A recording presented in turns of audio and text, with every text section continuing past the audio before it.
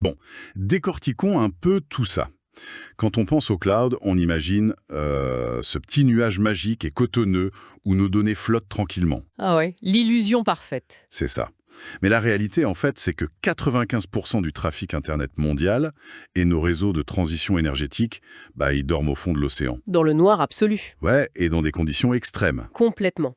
D'ailleurs, je me suis plongée dans les documents 2026 de la FIM, l'Association française des ingénieurs et responsables de maintenance.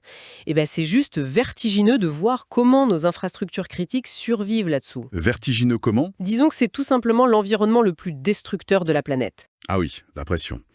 On parle quand même de 300 atmosphères à 3000 mètres de fond. Pour visualiser le truc, c'est littéralement comme si on empilait 3 voitures sur un seul petit centimètre carré d'équipement. Exactement. En gros, le métal passe sa vie à essayer de ne pas imploser. Et ajoute à ça un froid permanent de -2 degrés qui fragilise les matériaux, le sel qui ronge absolument tout, et Sans oublier les requins, non? ah oui, les requins qui trouvent apparemment que les câbles Internet ont l'air super appétissants. C'est fou. Mais le pire cauchemar de l'industrie, c'est ce qu'on appelle le free spanning. Le free spanning. Attends, de l'eau qui arrive à briser de l'acier massif, ça m'a toujours paru dingue. Je veux dire, l'eau, c'est fluide, ça devrait juste glisser autour du tuyau, quoi. Sauf quand les courants marins creusent le sable sous un pipeline, le tuyau se retrouve suspendu dans le vide, et là, le courant crée des espèces de tourbillons alternés.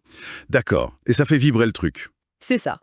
Cette immense structure en acier atteint sa fréquence de résonance, elle subit une fatigue intense et finit par exploser littéralement sous son propre poids. Mais du coup, ça m'amène à une vraie question. Pourquoi on s'inflige ça, en fait? Si l'océan veut absolument tout détruire, pourquoi on balance pas tout en orbite avec des satellites pour éviter cette guerre abyssale? Ah, la fameuse question de l'espace. C'est la physique qui nous en empêche. Comment ça, la physique? Un câble sous-marin en fibre optique, ça utilise des impulsions lumineuses à travers le verre. Et cette lumière offre une bande passante infiniment supérieure aux ondes radio. Les ondes qui doivent faire des allers-retours vers l'espace, ouais. Voilà. Un seul petit câble de l'épaisseur d'un tuyau d'arrosage bat à plate couture les constellations de satellites les plus chères. Donc on est physiquement condamné à rester sous l'eau pour gérer le volume mondial. Totalement coincé dans les abysses, oui. Alors j'imagine que pour réparer un câble ou un pipeline là-dessous, on envoie juste des armées de robots, quoi. En grande partie, oui. On a des robots autopropulsés qui voyagent à l'intérieur des tuyaux pour scanner les micro-fissures, des trucs très pointus. Super pratique. Sauf que la robotique se heurte au fameux mur de la dextérité. Le mur de la dextérité? Oui, dès qu'une réparation demande une manipulation vraiment fine, les pinces métalliques manquent cruellement d'agilité tactile. Il faut des mains humaines. Et c'est là qu'on rentre dans la science-fiction avec la plongée en saturation. Complètement. En lisant les sources, j'ai eu l'impression de voir une station spatiale inversée.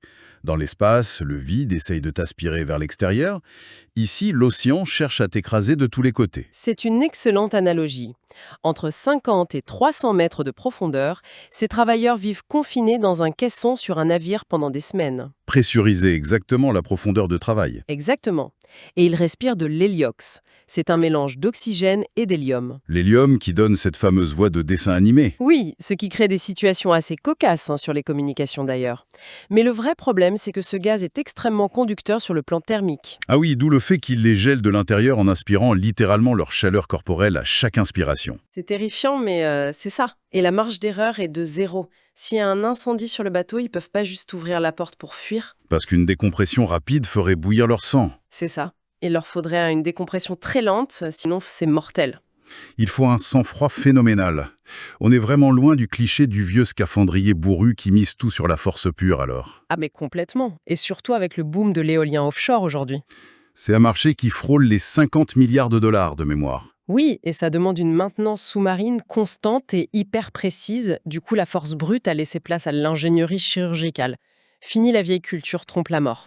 Elle a été remplacée par une rigueur scientifique, quoi. Inflexible, oui. La nature se moque bien des stéréotypes. C'est clair. D'ailleurs, on a vu des pionnières comme Muriel Sivaslian ou Géraldine Parodi forcer ce changement de paradigme dans la profession. Tout à fait. Parce que la pression hydrostatique à 300 mètres, elle ne regarde pas qui est dans la combinaison, elle teste uniquement la compétence technique. C'est devenu une véritable méritocratie, en fait. Oui, Derrière chaque page Internet qui charge ou chaque ampoule verte et qui s'allume, il y a ce que l'AFIM appelle l'humilité technique. C'est-à-dire un mélange d'intelligence artificielle, de robots de pointe et de sacrifices humains qu'on ne voit jamais. C'est un combat silencieux et indispensable. Ce qui laisse songeur honnêtement, puisque remplacer totalement l'humain sous l'eau est physiquement impossible à cause de ce fameux mur de la dextérité. Oui, les robots ne peuvent pas tout faire. Arrivera-t-il un moment où l'entretien de ce cloud sous-marin deviendra juste humainement et économiquement intenable?